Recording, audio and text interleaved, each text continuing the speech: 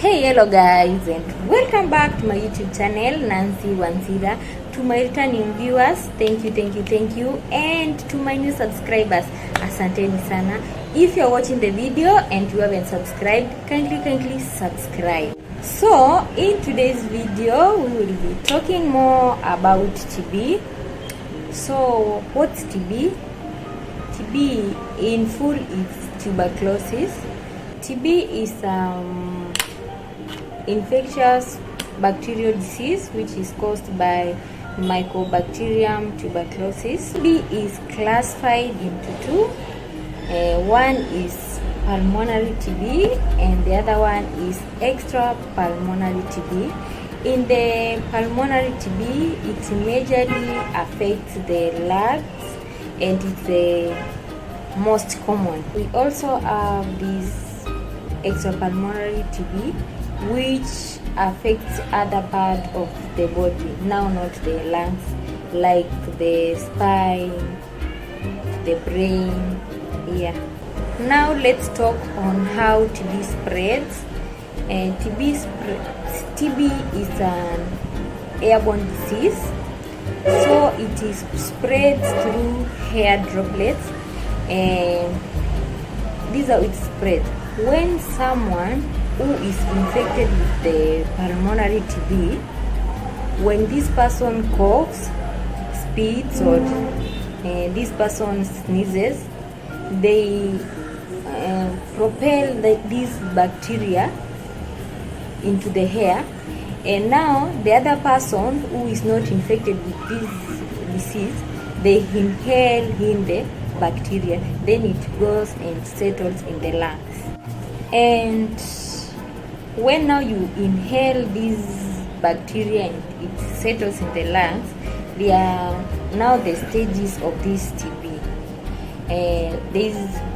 Stage number one is exposure, and there is latent TB, and there is now the active TB phase. Now let me clarify on the first stage, that is exposure. This happens when someone who is not infected with this bacteria, when they come into contact with the other person who has TB, or when they get exposed to another person who has now this TB. Second stage, the second phase, where I have already told you, it's the latent TB phase, where once you inhale or once you come into contact with this bacteria, now once you have inhaled it, once you have been exposed, now the bacteria is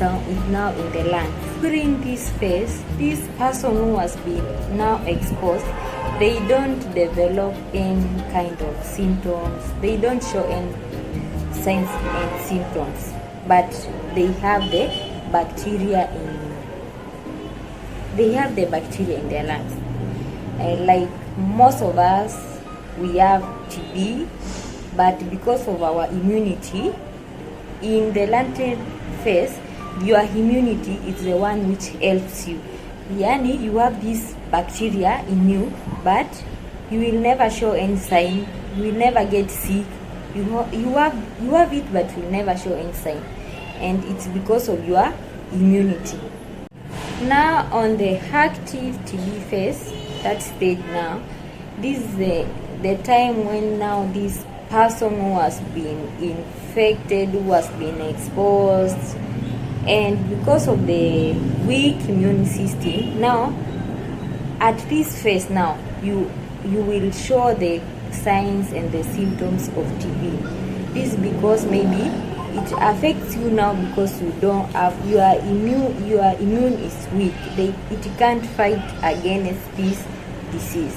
Remember, in the latent phase, you developed antibodies against the antigens, and now because your immune is strong, you don't have, let me say, you don't have a weak immune system.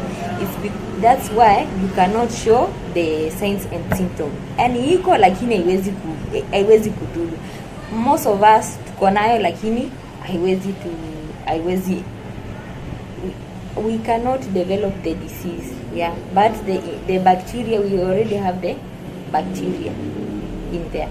And now on this active TB phase, because of maybe the weak immune system, now you develop the disease.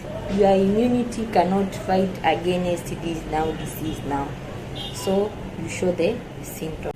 Now let's talk about the people who are at risk of contacting this disease.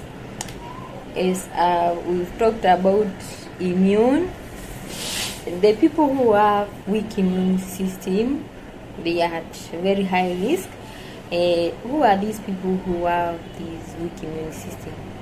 There are people like the people living with HIV disease, HIV and AIDS disease, and diabetic people, let me see that, and people with chronic illness, cancer, yeah, the under 5, watoto wadogo, those who are under 5, and elderly, watu wazee, wenye washazee. Also the people who ate once in their lifetime, let's say like 2 years or to maybe 5 years ago, they developed this disease, and they went through the treatment. They are also at a risk of contacting this disease. Na ikirudi, now we normally call it relapse, TB kikuregea tena. Another group of people who are at risk of contacting this disease are the people who contacted the disease, but they did not take their drugs according to the TB treatment guideline. Let me say you are supposed to take the drugs for 6 months, and you took the drugs for only 2 months, then ukadecide wacha niachane nazo, you unaweza kaa then ikakuregea tena. Now let's talk about prevention. The first one we'll talk about immunization. Here in Kenya, we give BCG vaccine at birth or at first contact. Hawa ni kama wale watu maybe umejifungulia nyumbani, then immediately maybe utakuwa rushed to the nearest health facilities. Hapo huo unapata you will receive that BCG vaccine. Or at BCG it's given kama if you miss it in the at birth, of which ukizalia hospitali huwezi miss, or at first contact, if you miss it in those two, at least within the first 2 weeks of life. So ensure that kama uko hata na mtu wako, ensure that your kids receives this vaccine, this BCG vaccine, kwa sababu in future inakuja inakusaidia. And BCG is given in both public and private health facilities at usually no charge. For those who are asking, or maybe you don't know whether you received that BCG vaccine, here in Kenya, where there is this scar here, haka ndo huwa kanaonyesha that you received that BCG vaccine here in Kenya. Huwa mtu anapewa on the left hand.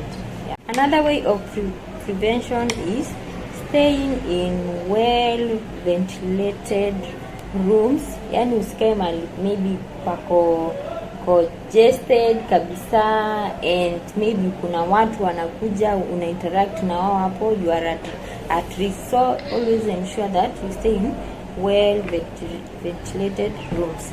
Then you avoid overcrowded places, And the last one is always make sure you take care of the young children and the elderly by ensuring that you unaangalia the whatever they are taking, the nutrition chenye wanakula, make sure go at least balanced diet, ndio at least you boost their immune. So I don't want to make this video a bit long, so I'll do a part 2 of the same on the signs and the symptoms, the treatment and screening. Yeah, so thank you guys for watching my video. Stay tuned for part 2.